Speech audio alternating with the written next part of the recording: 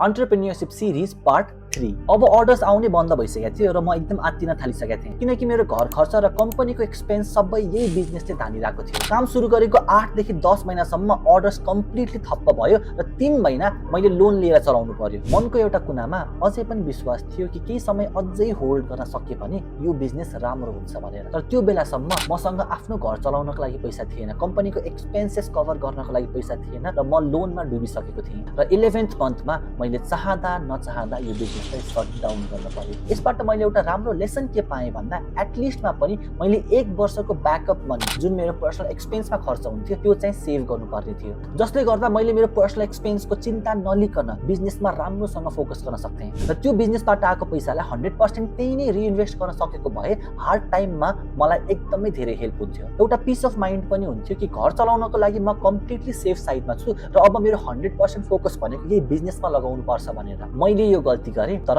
Business सुरु गर्नुभन्दा अगाडि तपाईले चाहिँ यो गल्ती नगर्नु होला।